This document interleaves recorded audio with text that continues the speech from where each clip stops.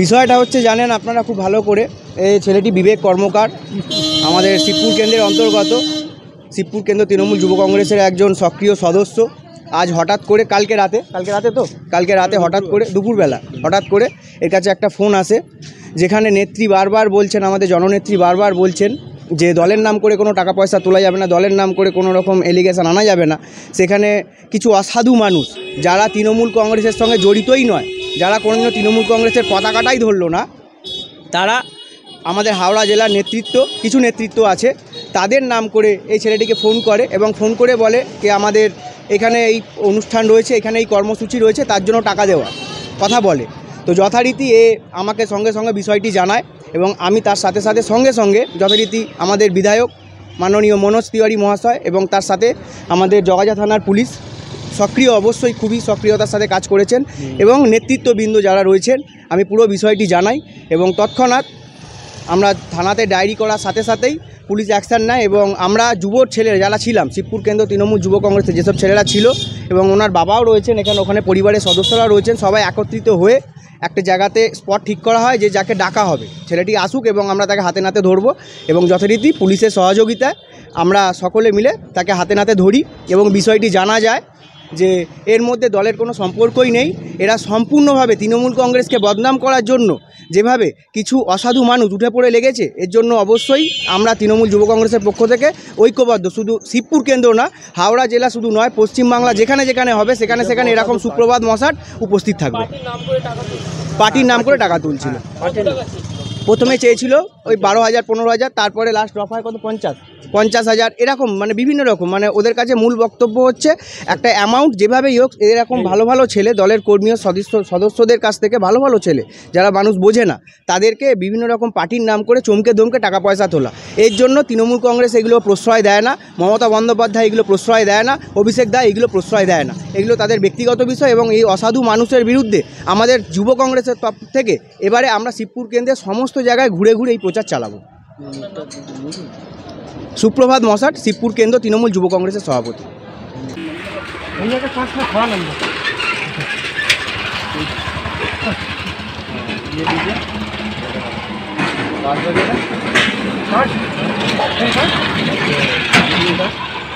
तो भैया बोले ना कि आपको बैनर के संग तक चला जाएगा। गाड़ी दिले बाइक का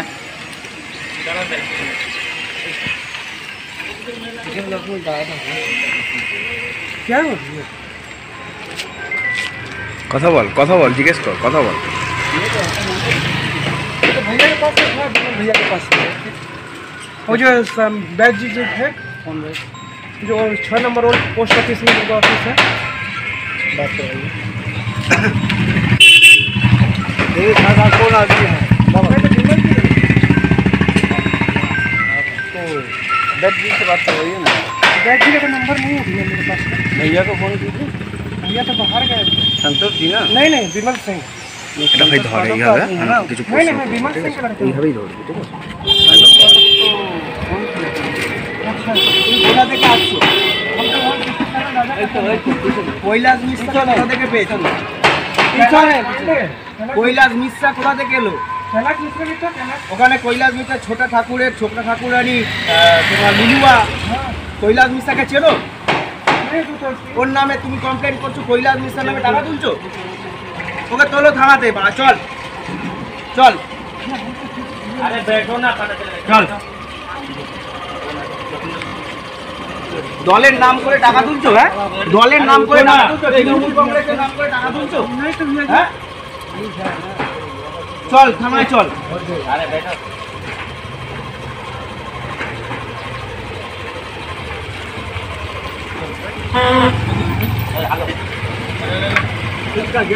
চল গাড়ি নে, চল থানায় চল। হ্যাঁ যাচ্ছি। ওকে ভাই, দাদা সাইকেলটা রেখে দিন। 2:03 আমার কাছে একটা ফোন আসে, বলছে আমি সন্তোষ পাঠক বলছি, কংগ্রেসের এমএলএ যিনি উনি, আর হাওড়ার একজন তৃণমূল নেতার নাম বললো, বলে এনার সাথে কথা বলুন বলে ফোনটা দিল। দিয়ে কথা বলতে আমার তখন মনে হলো যে ওটা ওনার গলা নয়। দিয়ে বলছে তুমি তো হাওড়াতে অফিস আছে লালাবাবু সাহা রোডে। বললাম না, ওখানে তো আমার অফিস নেই, আমার তো হাওড়াতে অফিস। বলছে হ্যাঁ রামরাজাতলা ধারসা গভর্নমেন্ট কলোনিতে। বললাম হ্যাঁ। বলছে এরকম আমরা একটা জগন্নাথ দেবের করছি, উৎসব করছি, তো কিছু ডোনেশন লাগবে। আমি বললাম আপনি আমাকে ডোনেশন আপনি ফোন করেছেন, আমার নাম্বার পেলেন কোথা থেকে? বলছে কেন তোমার নাম্বারে ফোন করা বারণ আছে? বললাম না ওরকম ব্যাপার নয়, কিন্তু তাও আপনারা তো বড় মাপের লোক, আপনারা ফোন করলেন হঠাৎ আমায়। বলছে না বড় ছোটোর ব্যাপার নেই, একটা ডোনেশন আছে, আমি বলুন কী দিতে হবে। বলছে না তুমি বলো। বললাম না আপনি বলুন না কী দিতে হবে, আমি তো জানি না আপনারা কী প্রোগ্রাম করছেন, কি আছে টাকা পয়সা। হিন্দিতে কথা বলতে? হ্যাঁ পুরো কথাটাই হিন্দিতে বলছিল, নন বেঙ্গলি লোক আছে। দিয়ে বললো যে আমার এক ভাই আছে সন্তোষ কুমার সিং, ও তোমাকে ফোন করে নেবে, টাকার অ্যামাউন্ট বলে দেবে। ঠিক আছে।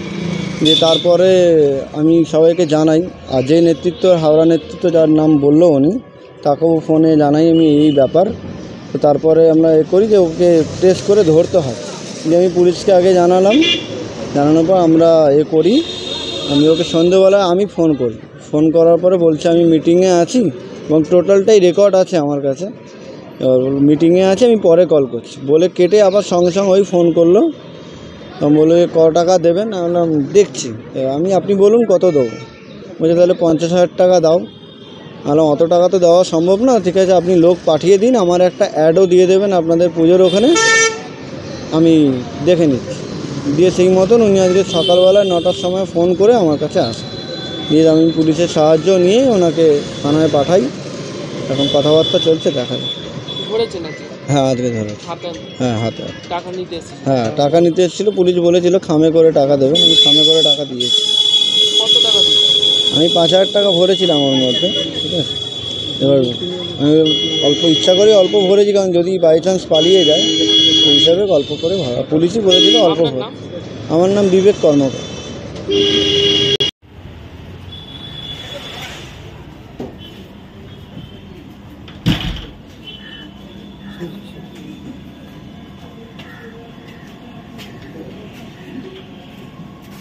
প্রসেনজিৎ আছে ওখানে? স্যার এই ছাড়া খোলা যাবে না, এটা নিয়ে লোকনাথ আজকে নামাজ পড়বে, এখনই চলে যাবে। দেখুন কালকে বিকাল 4টের সময় শিবপুর থেকে আমাদের যুব সভাপতি ফোন করে জিজ্ঞেস করেছিল এরকম একটা নম্বর থেকে বিবেক কর্মকার বলে একজন বিজনেসম্যানকে ফোন গেছে, বলছে আমি কৈলাস মিশ্রা বলছি। দেন আফটার আমি ওর থেকে ওই বিবেকের নম্বর নিই এবং ওনার সঙ্গে কথা বলি। তখন আমি জানতে পারি যে একজন আমার নাম করে, মানে আমার কৈলাস মিশ্রা সেজে ওর থেকে ডোনেশন চাইছিল।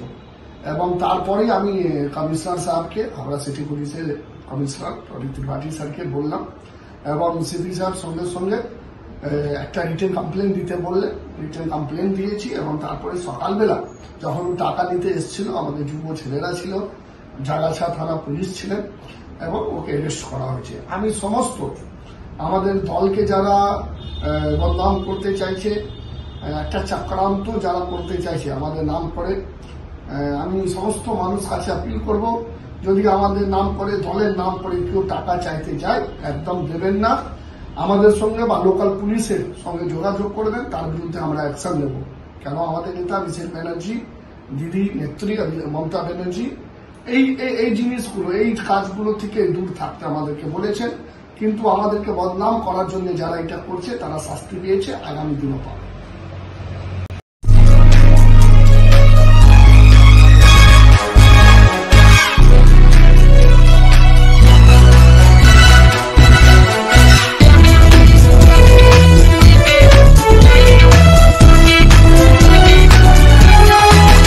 আপনারা দেখছেন এনপিএস নিউজ, সবার সাথে সবার মাঝে।